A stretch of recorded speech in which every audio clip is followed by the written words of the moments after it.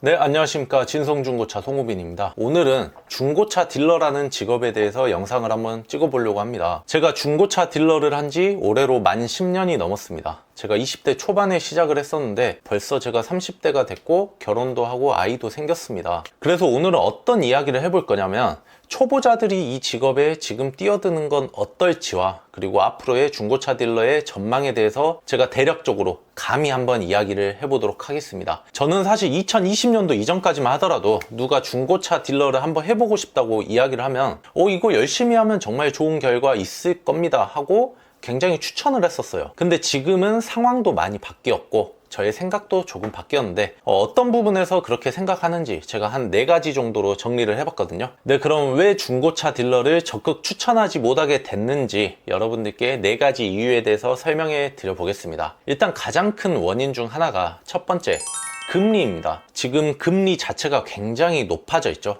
몇 년 전만 하더라도 신한은행에서 취급하는 1금융권 중고차 대출인 신한마이카 대출이 있었습니다. 이게 신용 정말 좋고 신한은행 주고객 같은 경우에는 2% 후반까지도 금리가 나왔어요. 보통 3% 내외의 중고차 할부를 쓸 수가 있었습니다. 그런데 지금 신한마이카조차도 6% 내외로 굉장히 금리가 높아진 상태입니다. 거의 2배로 금리가 올라가 있다 보니까 아무래도 수천만 원에 달하는 그런 고급 차들, 그런 걸 구매하기가 굉장히 부담스러워진 게 사실입니다. 이런 캐피탈 2금융권 대출은 훨씬 더 금리가 더 많이 올라갔거든요. 그래서 대부분의 고객님들이 할부를 통해서 값비싼 차를 구매한다는 게 굉장히 좀 부담스러워졌습니다. 사실 저희 같은 딜러들이 마진이 어느 정도 많이 남는 차량들은 덩어리가 좀 있는 차량들이에요. 사실 몇백만 원짜리 차 같은 경우에는 대부분 마진이 뭐 몇십만 원대에서 노는데 이제 수천만 원에 달하는 차량들은 마진이 막 많게는 몇백만 원씩도 남는단 말이에요.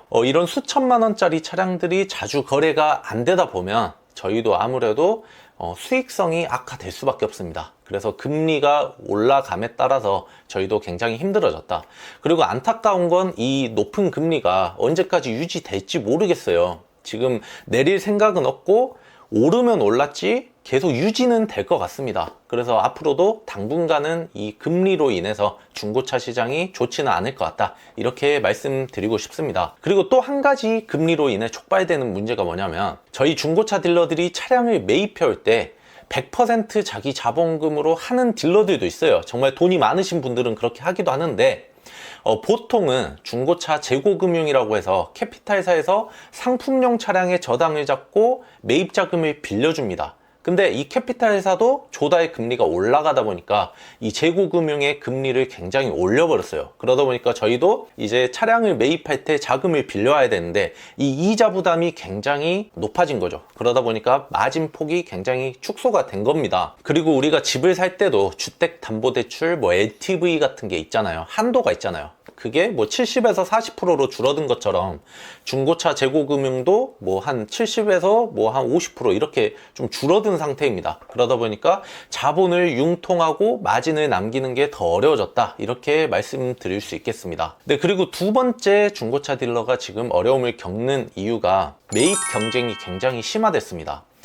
예를 들면 예전 같은 경우에는 자기 차를 판매할 때 네이버에 뭐 중고차 판매, 뭐 차량 매입 이런 거 검색해서 딜러 몇 명한테 물어보고, 그리고 뭐 어디 신문지 같은 데에 중고차 홍보 같은 거 있으면 벼룩시장 같은 거 그런 거 보고 전화 몇 통 돌려보거나, 그리고 지인이 뭐 중고차 딜러를 한다 그럼 자기 차 얼마 나오냐고 한번 물어보고, 이런 식으로 몇 명한테 물어보고 적당한 금액에 나온 그 사람한테 판매를 했다면, 지금 달라진 부분이 뭐냐면 헤이딜러나 이런 중고차 경매 어플이 너무 많아요. 그래서 고객님들 같은 경우 자기 차량 사진 몇 장 찍어서 어플에 올리기만 하면 수십 명의 딜러한테 자기 차량의 견적을 받아볼 수 있습니다. 고객님 입장에선 굉장히 좋아요. 예전에 비해서 자기 차를 높은 가격에 팔 수 있을 확률이 높아졌기 때문에 굉장히 고객님 입장에선 좋아졌지만, 반대로 저희 중고차 딜러 입장에서는 경쟁이 심화된 만큼 매입 단가가 굉장히 많이 올라가 버렸습니다. 한마디로 저희가 인기 좋은 차 한 대를 매입하려면 수십 명과 그 매입 경쟁을 그 경매로 경쟁을 하고 가져와야 됩니다.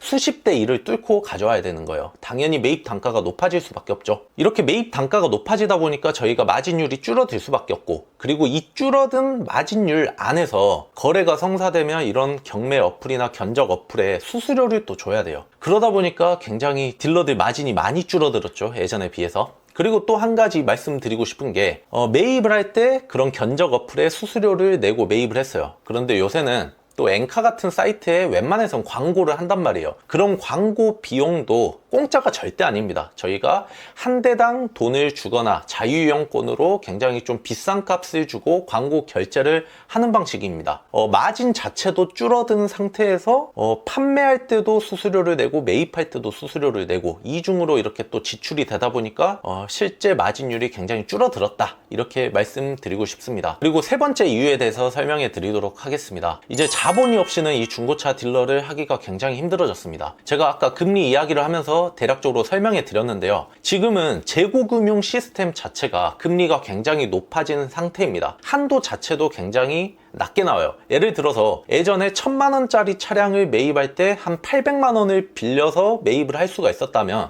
지금은 한 600만 원, 500만 원 이 정도밖에 빌려주질 않습니다. 한마디로 1000만 원짜리 차량을 매입하려면 거의 절반 가까이 내 자본을 투자를 해야 됩니다. 그러다 보니까 자기 자본이 부족한 딜러는 이제 중고차 매입을 제대로 하기가 굉장히 힘들어졌습니다. 그리고 금리 자체도 굉장히 상승했기 때문에 엄청 빚을 내서 차량을 많이 가져온다, 이건 엄청 부담이 될 수밖에 없고요. 보통 한 3개월에서 5개월의 상환을 해야 되는 단기 대출이기 때문에 상환 압박에 굉장히 시달리게 됩니다. 그래도 중고차 딜러를 하려면 자기 자본이 어느 정도 있어야 굉장히 수월하게 할 수 있다. 그런데 초보 같은 경우에는 이 자본이 넉넉하기가 사실 힘들죠. 그래서 초보분들한테 굉장히 접근성이 떨어지고 있는 게 사실이고요. 예전 같은 경우 제가 10년 전만 하더라도 중고차 딜러를 배우려는 사람들이 굉장히 많이 있었어요. 초보 딜러분들이 많이 있었는데 지금은 초보 딜러 보기가 정말 힘들고, 오래도록 했거나 자기 자본이 어느 정도 있거나 그런 고인물들의 싸움이 되어가고 있는 것 같습니다. 그리고 마지막으로 네 번째 이유에 대해서 설명해 드리도록 하겠습니다.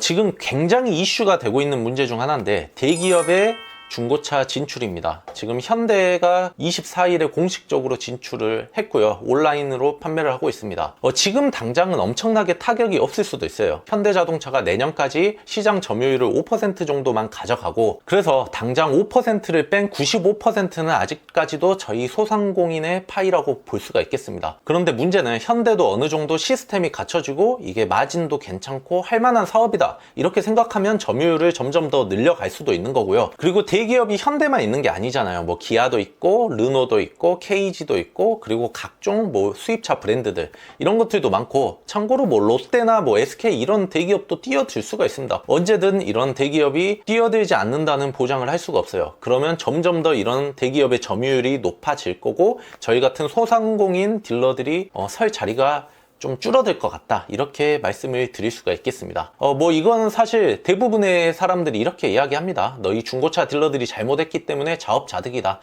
그리고 저도 재래시장을 거의 가지 않고 홈플러스나 이마트 같은 대형마트를 선호하기 때문에 무조건 제 직업이 중고차 딜러라고 해서 보호받아야 된다, 이런 논리를 펼치고 싶진 않습니다. 그래도 이런 대기업이 진출해서 중고차 시장을 조금 더 클린하게 만들어 준다면 저도 당연히 찬성입니다. 그런데 어느 정도의 점유율은 좀 유지해줬으면 하는 좀 바람도 있습니다. 솔직히 저희 같은 소상공인도 좀 먹고 살아야 되지 않나, 그런 생각도 해봅니다. 네, 제가 지금까지 4가지 정도 여러분들께 이야기를 해봤는데요. 어떻게 생각하시나요? 저는 그래도 이 중고차 딜러라는 직업의 전망이 나쁘지만은 않다고 생각합니다. 여러분들이 길거리에 돌아다니면 정말 수도 없이 많은 차량들이 있어요. 그 차량들이 폐차 직전까지는 누군가한테 산 차량이고 누군가한테 판매할 차량들입니다. 그러니까 계속 사고팔고는 이루어질 수밖에 없어요.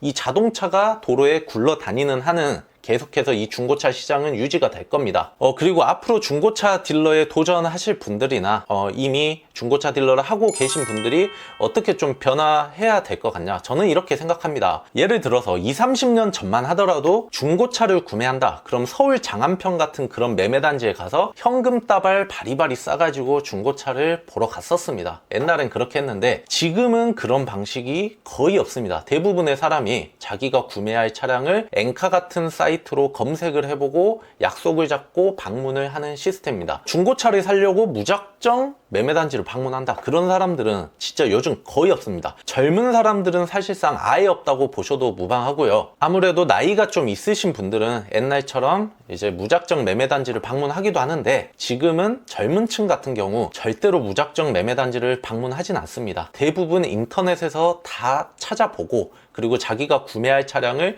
동호회 카페에서 뭐 고질병도 다 찾아보고, 뭐 유튜브에서 이런저런 뭐 그 차량의 특장점에 대해서 다 공부를 하고 옵니다. 사실 딜러보다 고객님들이 그 차량에 대해서 더 잘 아는 경우가 많아요. 그래서 이 시점에서 딜러가 살아남으려면 온라인 영업 루트가 필수라고 생각합니다. 예를 들면 블로그, SNS, 유튜브 이런 온라인 루트가 없이는 오프라인 영업만으로는 정말 힘들다. 사실 제가 유튜브 구독자도 안 되고 영상을 올려도 조회수가 그렇게 많진 않아요. 그래도 최소 몇백 회 이상은 찍힙니다, 조회수가. 그런데 제가 오프라인 영업으로 모르는 사람들한테 전단지 수백 장 돌리려면 엄청 힘들어요. 요즘에는 그런 방식으로 영업할 필요가 없고 효과도 없고 사람들이 좋아하지도 않습니다. 전단지 나눠줘봤자 요즘에는 그게 쓰레기밖에 안 되거든요. 지금 이 시점에 딜러가 살아남으려면 온라인 영업이 필수다. 저도 그래서 이렇게 유튜브를 공부하면서 지금 열심히 이렇게 해보고 있는 겁니다. 네, 오늘 영상 좀 흥미롭게 보셨나요? 아무래도 중고차 딜러가 과거 몇 년 전에 비해서 굉장히 힘들어진 게 사실입니다. 이렇게 상황이 좋지 않음에도 새로 이 시장에 뛰어들어서 굉장히 성공하시는 분들도 많이 있습니다. 어떤 직업이든지 자기가 어떻게 하느냐에 따라 달려있다고 생각합니다. 혹시나 중고차 딜러에 관심이 있었던 분들이 계시다면 오늘 영상이 도움이 되셨기를 바라고요. 이런 중고차 딜러에 대한 영상을 앞으로도 자주 올리도록 하겠습니다. 구독과 좋아요 부탁드리고요. 혹시나 이 직업에 대해서 궁금하신 부분이 있으면 저한테 댓글이나 뭐 연락 주시면은 제가 아는 선에서는 최대한 자세히 답변 드리도록 하겠습니다. 네, 이상으로 오늘 영상을 마치도록 하겠습니다. 감사합니다.